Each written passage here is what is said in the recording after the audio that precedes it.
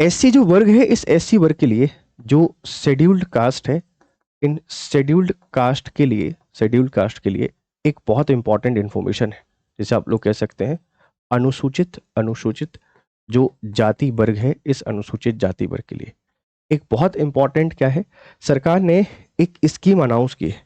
और इस स्कीम को आप सब लोग जानते हैं छात्रागृह योजना के नाम से, है ना। आप इसको जानते हैं छात्रागृह गृह योजना, छात्रागृह योजना, या आप इसको जानते हैं हॉस्टल स्कीम। ठीक है, हॉस्टल स्कीम। ये जो हॉस्टल स्कीम है ये डेडिकेटेड टू एससी है। एससी आप जिसको शेड्यूल्ड कास्ट कहते हैं, अनुसूचित जाति कहते हैं, इसके जो स्टूडेंट हैं, इन स्टूडेंट को लेके यहाँ पे लॉन्च किए गए, इस बात को ध्यान रखिएगा। इस स्कीम में क्या है, इस स्कीम में 100 जो स्टूडेंट हैं इनको टारगेट किया जाएगा। 100 जो स्टूडेंट हैं इनको टारगेट करेंगे। 100 जो छात्र हैं इन छात्रों को टारगेट करेंगे और इनको हॉस्टल फैसिलिटी प्रोवाइड की जाएगी। हॉस्टल फैसिलिटी यहाँ पे प्रोवाइड की जाएगी, जिसमें रहकर ये अपनी जो एजुकेशन है, स्टडी है, इसको काफ़ी बेहतर कर सकते हैं ना, इसको काफ़ी बेहतर कर सकते हैं। इस बात को थोड़ा सा ध्यान रखिएगा, ठीक है, ध्यान रखिएगा।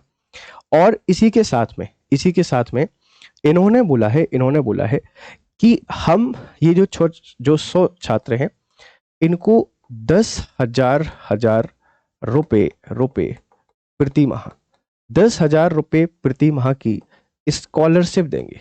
10,000 रुपए प्रति माह की यहाँ पे स्कॉलरशिप देंगे, जिससे कि जो बच्चे हैं एससी वर्ग के, ये अपनी जो स्टडी है इस स्टडी को बेहतर कर पाए, अपनी पढ़ाई को बेहतर कर पाए। तो छात्रागृह जो योजना है इसका संबंध किससे है, ये एससी कम्युनिटी से संबंधित है, इस बात को ध्यान रखिएगा। इसका जो पर्पस है वो पर्पस क्या है, एससी कम्युनिटी के जो छात्र हैं इनको सपोर्ट करना। साल में कितने छात्रों को इसमें सपोर्ट किया जाएगा, तो उसका नंबर आपके पास 100 है। और यहाँ ये क्या बोल रहे हैं कि हम फाइनेंशियल असिस्टेंट, है ना, जो फाइनेंशियल असिस्टेंस है, ये फाइनेंशियल असिस्टेंस यहाँ पे प्रोवाइड कराया जा रहा है, वित्तीय सहायता यहाँ पे प्रोवाइड की जा रही है।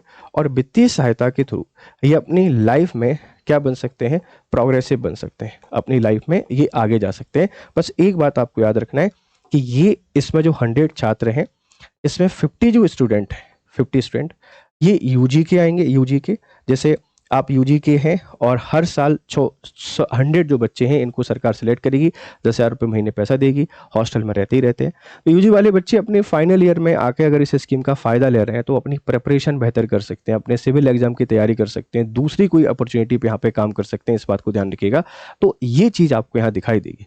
और 50 जो स्टूडेंट हैं, इसी तरीके से जो 50 स्टूडेंट हैं ये आपको कहाँ से देखने को मिलेंगे, ये पीजी वाली देखने को मिलेंगे।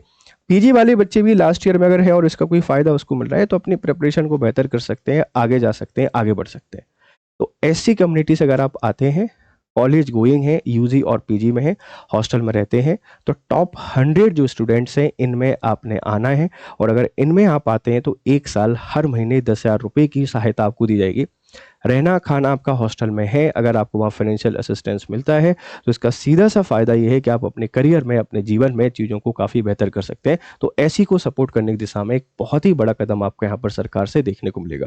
अगर मैं थोड़ी सी और बात आपसे यहाँ करूँ एसटी को लेकर, तो बच्चे जब भी हम शेड्यूल्ड कास्ट की यहाँ पे बात करते हैं तो शेड्यूल्ड कास्ट को भारत के संविधान का आपने देखा होगा एक आर्टिकल, है ना, एक आर्टिकल, और आर्टिकल आपको देखने को मिलेगा 366 का सब क्लॉज 24, 366 का सब क्लॉज 24 ये कहता है कि 341 में जो भी वर्ग क्वालिफाइड है 341 के अंतर्गत, उन सबको यहाँ पे एससी माना जाएगा। इस बात को ध्यान रखिएगा।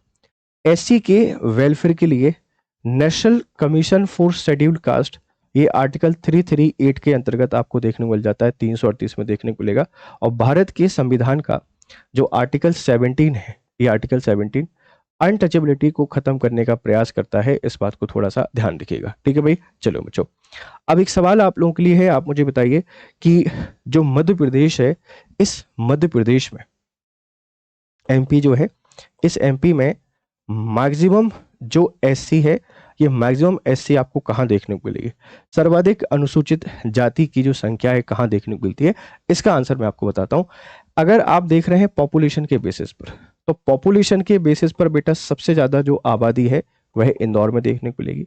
और अगर आप देख रहे हैं परसेंटेज के आधार पर, तो ये सबसे ज़्यादा आबादी आपको उज्जैन में देखने को मिलेगी। ये 2 पॉइंट आपने यहाँ पे याद रखने हैं कि मध्य प्रदेश सरकार एससी कैटेगरी शेड्यूल्ड कास्ट के जो बच्चे हैं, इन शेड्यूल्ड कास्ट के बच्चों को सपोर्ट कर रही है, और सपोर्ट कर रही है फाइनेंशियल असिस्टेंस के थ्रू। ठीक है, हम आगे बढ़ते हैं। उससे पहले आप इसको देखिए कि आप हमारे इन कोर्सेज में एनरोल करिए। ये बहुत ही शानदार कोर्सेज हैं जो आपकी प्रिपरेशन को बेहतर बनाते हैं।